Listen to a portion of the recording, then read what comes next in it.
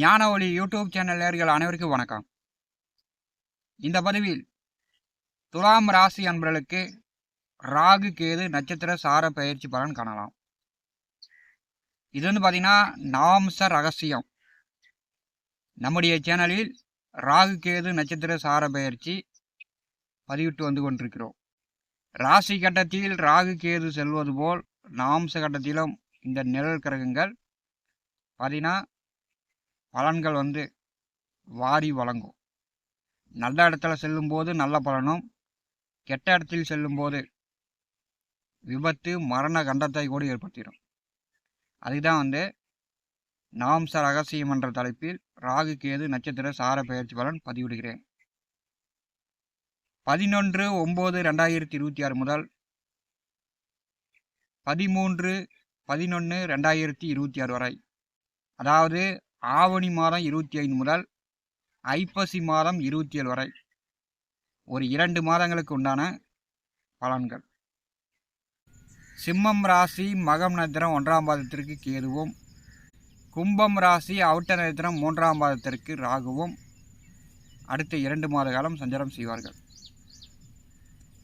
ராகு கேது நட்சத்திர சார பெயர்ச்சியின் மூலம் நாம்ச கட்டம் சொல்லக்கூடிய ரகசியம் துலாம் ராசி அன்பர்களுக்கு ஏற்படும் பலாபலன்கள் காணலாம். ராசி கட்டத்தில் துலாம் ராசிக்கு 5வது வீட்டிலே ராகு அமர்ந்திருக்கிறார். 11வது வீட்டிலே கேது அமர்ந்திருக்கிறார். 5ஆம் வீட்டில் ராகு இருக்கும்போது பெரும்பாலானவர்களுக்கு மன நிம்மதி கெடும். ஏன்னா ராகு 5ஆம் வீட்டில் இருக்கும்போது 5ஆம் இடம் இருள் சூழ்ந்து விட்டது. ஒன்று குழந்தைகளை சார்ந்தா இருக்கும், இல்லைன்னா பூர்வீக தொழில் செய்து கொண்டிருப்பவர்கள். தொழிலில் வருமானமே இல்லை, தொழிலே நல்லா போக மாட்டேங்குது.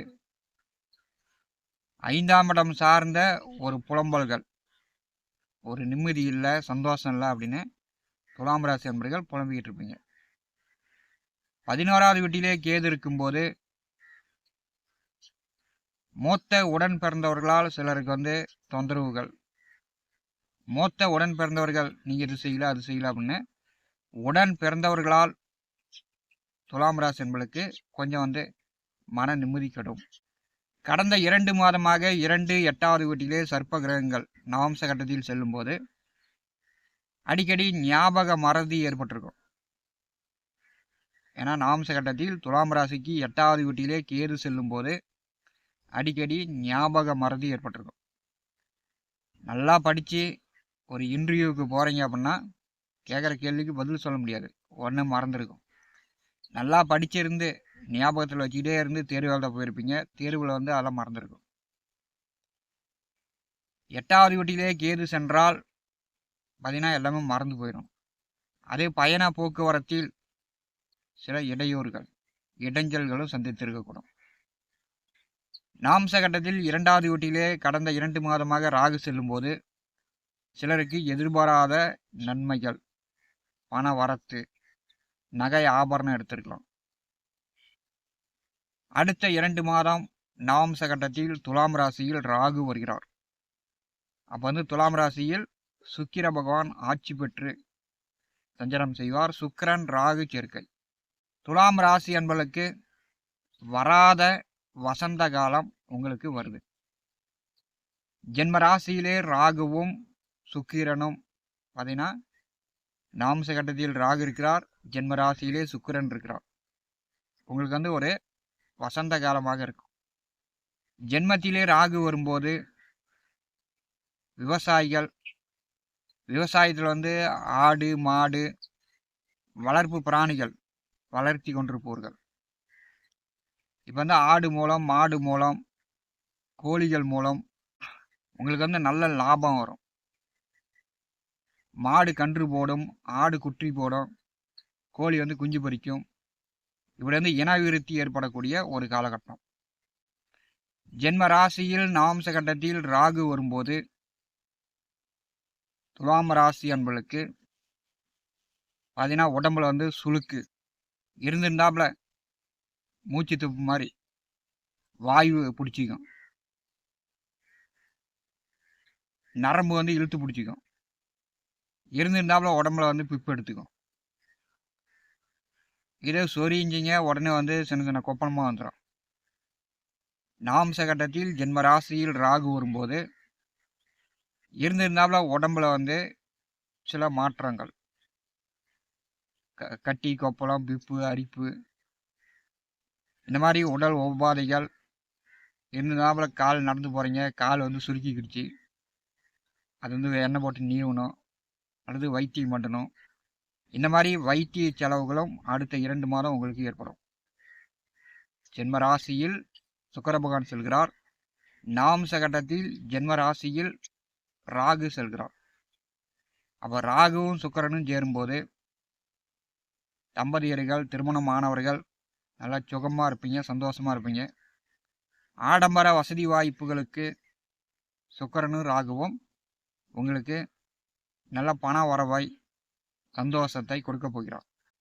நாம்ச கட்டத்தில் துலாம் ராசிக்கு 7வது வீட்டிலே கேது செல்லும் போது அடுத்த 2 மாத காலம்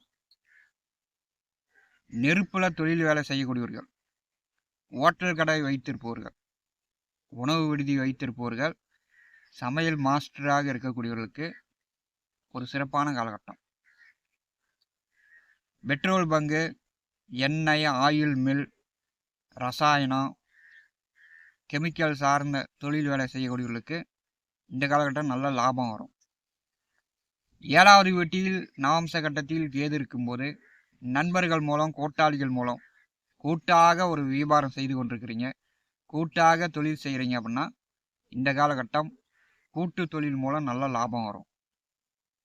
நாம்ச கட்டத்தில் 7ஆம் வீட்டில் கேது வரும்போது அடுத்த 2 மாத காலம் துலாம் ராசி அன்பர்கள், திருமணமானவர்கள், வாழ்க்கை துணையிடம் கொஞ்சம் சண்டை சச்சரவு பிரச்சனைகளை ஏற்படுத்தி கொள்ளக்கூடிய அமைப்பு ஏற்படும்.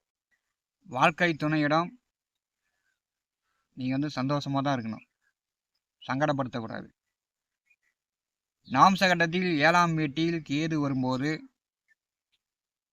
ஆவணி மாதம் 25 முதல் ஐப்பசி மாதம் 27 வரை குடும்பத்தில் வந்து திருமணம், மஞ்சள் நீராட்டு விழா, புதுமனை புகு விழா, குடும்பத்தில் வந்து சுப விசேஷங்கள் துலாம் ராசி அன்பர்களுடைய குடும்பத்தில் நடக்கும். அல்லது மாம மச்சனன்கள் உறவு வழியில் சுப விசேஷ காரியங்களுக்கு துலாம் ராசி அன்பர்கள் சென்று வருவீங்க. கூட்டாளியோடு, நண்பர்களோடு சேர்ந்து